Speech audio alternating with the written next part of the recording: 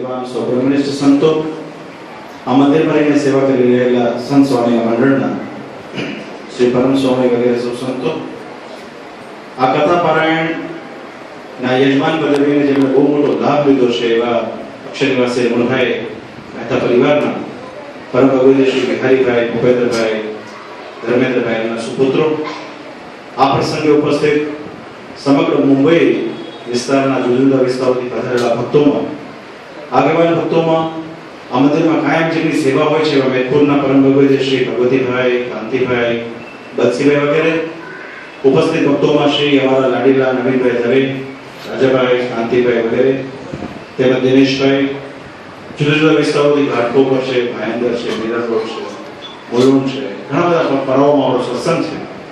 તો વિવિધ પડાવોમાંથી પધારેલા સૌ શ્રીજી મહારાજ લાડીલા ભક્તો, સૌ પ્રથમ આપ સૌને અમારા ભાવથી જય સ્વામિનારાયણ. શાસ્ત્રીજી કે અમને મહારાષ્ટ્રનું નામ ગમે છે, તો અમને તો શાસ્ત્રીજીનું નામે ગમે છે, મુંબઈનો સત્સંગ ગમે છે, આ તો સંપ્રદાય ગમે છે. સ્વામિનારાયણ ભગવાને આ સત્સંગમાં એટલી મોટી દિવ્ય કૃપા કરી છે.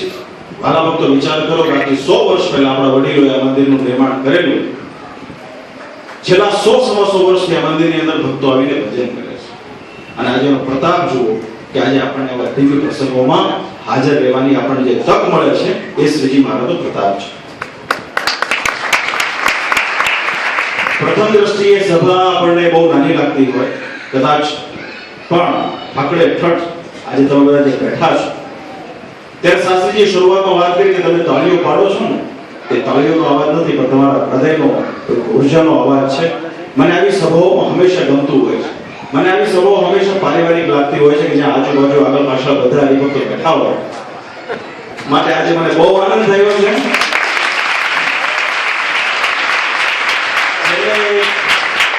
ગયા વર્ષે લગભગ ઓગસ્ટ મહિનામાં મારે આવવાનું થયું હતું, દર્શન સ્વામી અહીંયા હતા અને સરસ મજાની એવી સભા હતી. પણ આજે કથાનું આયોજન થયું છે. સામાન્ય રીતે આપણે કથા વાડીઓમાં વગેરે કરતા હોઈએ છીએ, પણ આજે લક્ષ્મીનારાયણ દેવના પાવન સાનિધ્યમાં આપણા સંપ્રદાયનો માન્ય ગ્રંથ કહેતા સત્સંગી જીવન અને એની કથા વિદ્વાન શાસ્ત્રીજીના મુખેથી સાંભળવા મળે ત્યારે એમ સમજવું કે આપણા સત્સંગના બહુ મોટા ભાગ્ય આપણને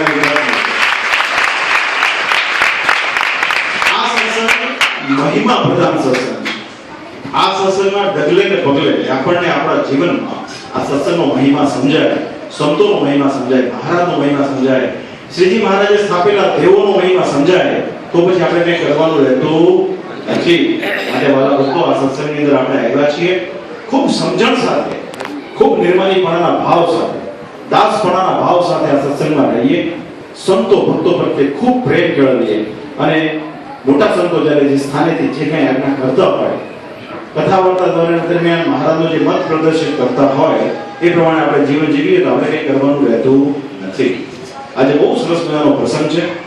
શાસ્ત્રીજી મને છૂટ આપી છે કે 7 વાગ્યા સુધી સંધ્યા આરતી થાય ત્યાં સુધી હું બોલું. અમે લગભગ એટલું બોલતા નથી, બધા સાથ સહકાર હશે તો બોલશું પછી.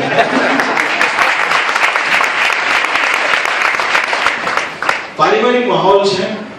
શ્રીજી મહારાજ પોતે એવું કહેતા કે હું અક્ષરધામથી કેવળ ને કેવળ મારા પ્રેમી ભક્તોના ભાવને પૂર્ણ કરવા માટે હું આવું છું.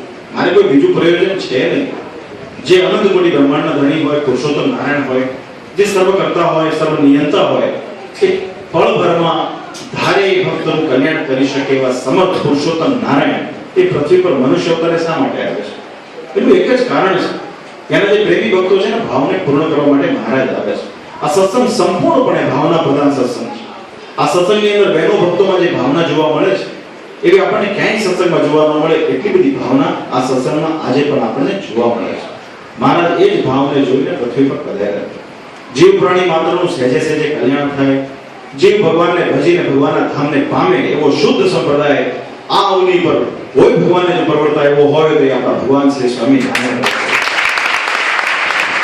મહારાજે પોતે જાતે દાખલો કર્યો, ગામડે ગામડે ફેર્યા, વિચરણ કર્યું, પોતાની સાથે 500 ભણવંશોને લઈને આવ્યા, રમાડ્યા જમાડ્યા, બધી જ લીલાઓ કરી.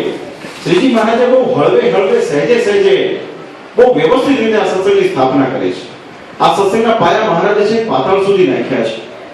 મહારાજે તો પણ સંતોષ ન થયો. મહારાજે જાતે પોતે શ્રમ યજ્ઞ કર્યો, મોટા મંદિરો કરાવ્યા, જાતે મંદિરો ગળાવડાવ્યા, મંદિરોના પાયા નાખ્યા અને મંદિરોના પાયા નાખ્યા પછી પોતાના સ્વહસ્તે બાથમાં લઈને પોતાના ચર્ચા સ્વરૂપો પધરાવ્યા.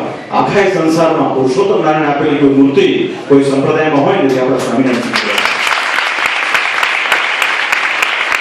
પૂછે કે તમે ભગવાન સ્વામિનારાયણને સર્વોપરી કહો છો, આ સંપ્રદાયને સર્વોપરી કહો છો, કેવી રીતે?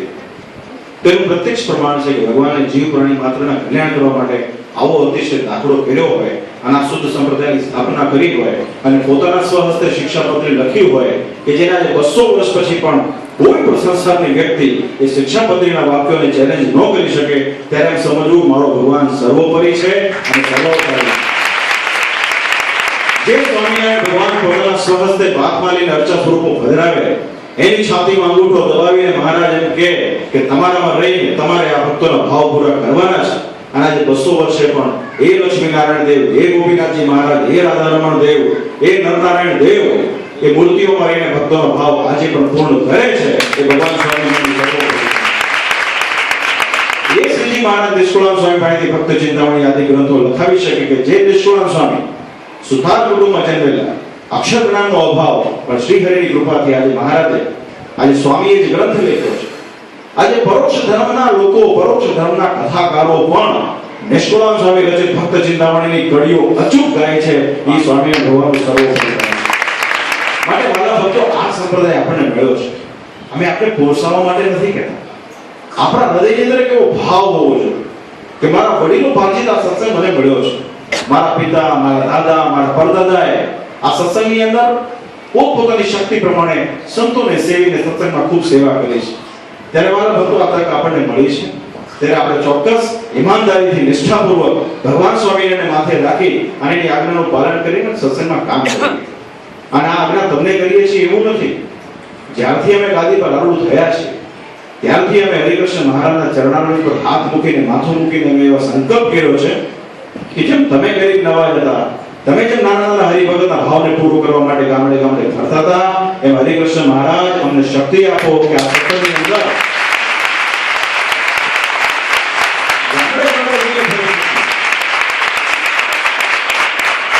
ભક્તોના ભાવને પૂરો કરી શકે. આવી તક મને પણ મળી છે, એનું મને પણ ગૌરવ છે, મને પણ એનો અહો છે. એટલા માટે આવી રીતે છે ક્યાંથી આવી ટ્રાફિકમાં ફસાઈ તમારી સામે આવી હસતા હું કે બેઠો છું. બહુ મુશ્કેલ હોય છે. પહેલી વખત લાઈફમાં હું 1 કલાક છે ને સમય આપ્યા પછી વેટ કર્યો છું. મુંબઈ છે, મુંબઈમાં વસ્તુનો ભરોસો નહીં મળે.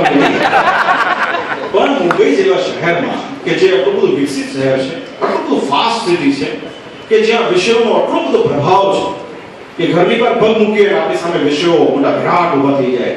એવા મુંબઈ નગરીમાં, એવા મુંબઈ નગરીમાં રહી અને હરિકૃષ્ણ મહારાજનું ભજન કરવું અને નિયમિત લક્ષ્મીનારાયણ દેવ મંદિરે આવવું અને મંદિરની સેવા કરવી, એ મને એમ લાગે છે કે વનમાં જ તપ કરવા કરતા પણ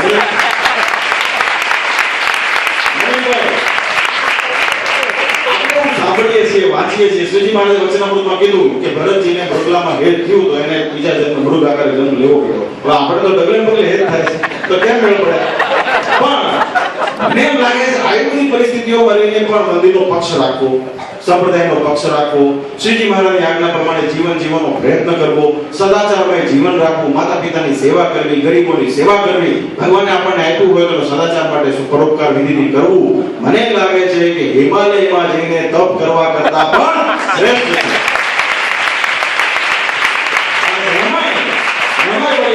ગુજરાતમાં વડોદરા, સુરત, આ બધા નાના સેન્ટરો કહેવાય, વલભીપુર, ખોપાળા, અને મુંબઈમાં રહીને સેવા કરવી, ભજન કરવું, ટાઈમે આવવું, સત્સંગમાં રહેવું, અમને એમ લાગે છે કે આ ખરેખર પરમાત્માની કૃપા હોય, લક્ષ્મીનારાયણ દેવની કૃપા હોય, સર્વાવતારી શ્રી હરિની કૃપા હોય તો શક્ય. અમે આપને એટલું જ કહેવા માંગીએ છીએ કે તમે જે અત્યારે સત્સંગમાં જીવન જીવી રહ્યા છો, તમે જે સત્સંગની અંદર અત્યારે સેવા કરી રહ્યા છો, તન ધનથી સંતો તમારી આંગણે આવે, તમે સંતોને ફેરવો છો પ્રચાર પ્રસાર માટે, ધર્માદા માટે. આવી રીતે કરતા રહેજો, જેથી કરીને આપણી ભાવિ પેઢીમાં પણ આ બધા સંસ્કાર આવે અને એનું પણ ભલું થાય, એવી મારી વાત આપ સૌ ભક્તોને ભલામણ છે. મને કહેવાનું મન થાય, આપણે આ સંપ્રદાય મળ્યો છે એ ઓરિજિનલ છે.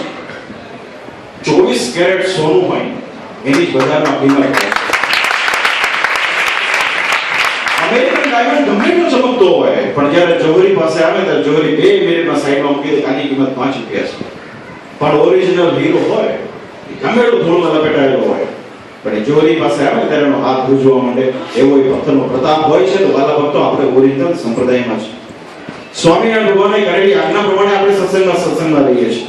માટે આની કાયમ તમારે સૌએ આની ગૌરવતા જાળવવી અને મહિમા સમજવું અને બાકી ઘણા બધા સત્સંગની અંદર આજેની સમાજમાં જોઈએ તો ઘણા બધા આજે આપણને જોવા મળે છે. ઘણા પાસે એમ કે એ સ્વામિનારાયણ સંપ્રદાય છે, અમારો સ્વામિનારાયણ સંપ્રદાય છે, એ પણ સ્વામિનારાયણનું ભજન કરે છે, તમારે તમે સ્વામિનારાયણનું ભજન કરો. ફરક ક્યાં છે? તો ફરક તો બહુ મોટો છે. ફરક તો શાલિગ્રામ પથ્થર અને બીજા પથ્થરમાં નથી. ફરક તુલસીનો છોડ અને બીજો છોડ હોય તો એ સરખું કહેવાય? પરણેલી સ્ત્રી નો પરણેલી સ્ત્રી સરખી કહેવાય? નહીં. જેમ એમાં ફરક છે એમ સંપ્રદાયમાંથી છૂટા પડેલા પોતાની થિયરી ચલાવવાનો જેટલો ફરક છે ને એટલો ફરક આમાં છે.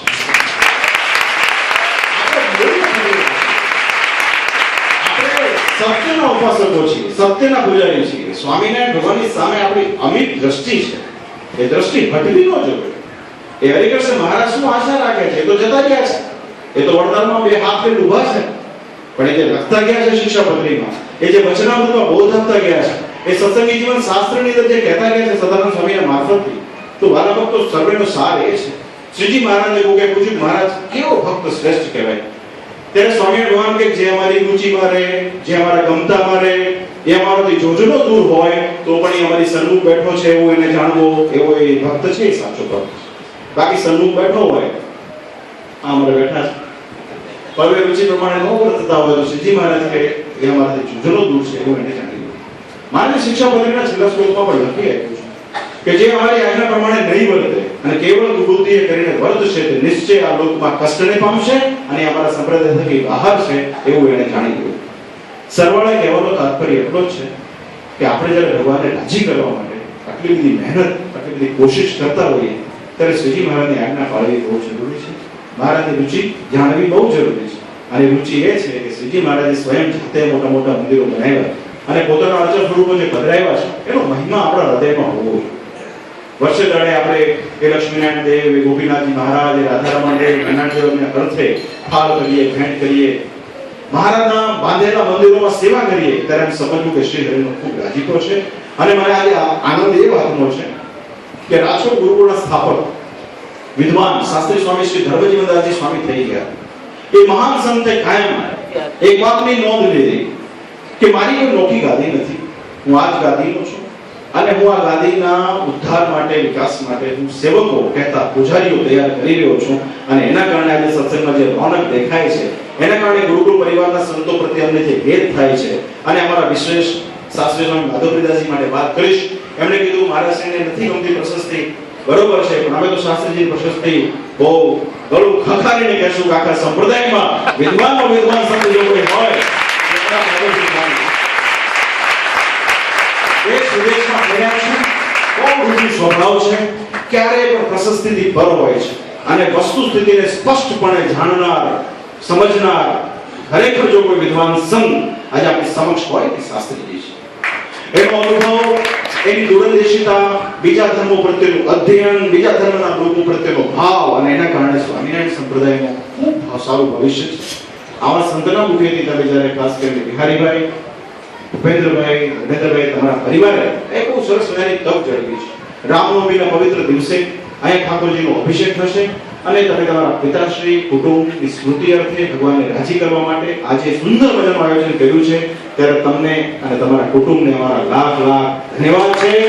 ભગવાન સ્વામિનારાયણના ચરણોમાં પ્રાર્થના કે કાયમ ભગવાન તમને આવી શક્તિ આપે, આવું બળ આપે, જેના કારણે સત્સંગના ખૂબ સારા કાર્યો થાય એવી પ્રભુ ચરણોમાં પ્રાર્થના છે. આ સત્સંગની અંદર મેદપુર મંડળ દ્વારા, મેદપુર મંડળ એ વડતાલનું એક અભિન્ન મંડળ છે. મેદપુર વગર વડતાલનું કાર્ય અધૂરું છે. મેદપુરના વિદ્વાન અક્ષર નિવાસી શાસ્ત્રી સ્વામી કૃષ્ણજીવનદાસજી સ્વામીએ આ સત્સંગ મંડળના પાયામાં એવું એક જેને કહેવાય ને અમિશ એક પિયુષ એવા રેડિયા છે કે એના કારણે આજે હરિભક્તો દિન રાત શ્રી હરિ સ્થાપિત બંને ગાદીમાં એક સરખી સેવા કરે છે. અમારા મુરબ્બી વસંતભાઈ દુઃખી થઈ ગયા, નાના વસંતભાઈ થઈ ગયા, અત્યારે વર્તમાન સમયમાં કાંતિભાઈ હોય, બંસીલાલ હોય, ભગવતીભાઈ મુખી આખો પરિવાર હોય, અનેક ભક્તો છે, અમારા રમેશભાઈ પટેલ વગેરે. આ ભક્તોની કાયમ સેવા હોય છે. ધનથી તો હોય છે પણ તન અને મનથી આનું યુવક મંડળ બહુ સરસ બનેલું તૈયાર થયું છે. તો આ શ્રીજી મહારાજની કૃપા છે. આ કૃપા કાયમ બની રહે એવી અમારી અંતરથી પ્રાર્થના છે. હવે સમય આરતીનો થવા જઈ રહ્યો છે. મારે પણ બોલવાનો હવે કોટા પૂરો થતો જાય છે, કારણ કે નવીન કથાકાર નથી.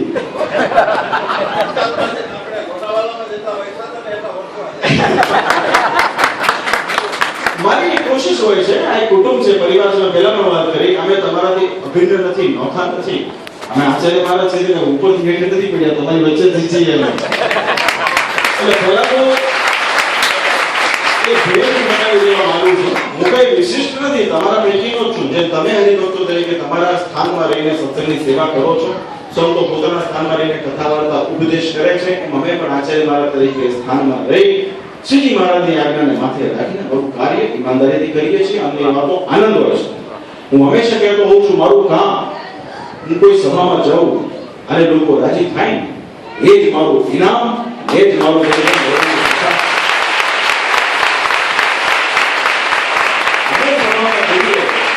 તમે કાલે ન પાડો, તમે રાજી ન થાઓ, તમે સત્સંગમાં બે વાત એવી ન જાણવા મળે તો મારું આવું સાર્થક ન કહેવાય.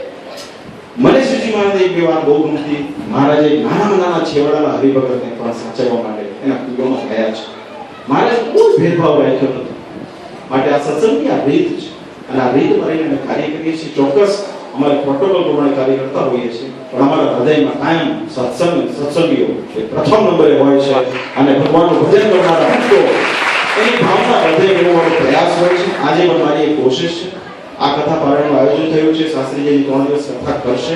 તમે લોકો નિયમિત આવજો. આજે જેટલા આવ્યા છો એનાથી પણ વિશેષ બની શકે તો આવજો, શાસ્ત્રીજીની કથા સાંભળજો. એમાં રહેલા મર્મ, એમાં રહેલો ઉપદેશ, શ્રીજી મહારાજની આજ્ઞા, એનું વચન એકાદ પણ આપણા મનમાં રહી જાય તો ચોક્કસ આપણો બેડો પાર થઈ જાય. અહીંયા અમારા પૂર્ણી સ્વામી, બાલકૃષ્ણ સ્વામી, ભક્તિ સ્વામી વગેરે ઉપસ્થિત છે.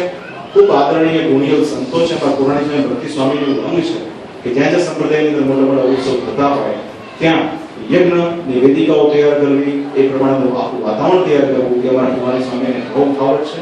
ભગવાનની કૃપા છે કે આવા સંતો આપણી પાસે છે. બસ મહારાજની કૃપા કાયમ આવી રહે એવી પ્રભુ ચરણોમાં પ્રાર્થના. મુંબઈ બૃહદ સત્સંગ સમાજ પર વડતાલ બિહારી હરિકૃષ્ણ મહારાજ, મુંબઈ ભુલેશ્વર નિવાસી ગોલોક બિહારી મહારાજની કૃપા અખંડ વર્ષથી રહે એવી એમના ચરણોમાં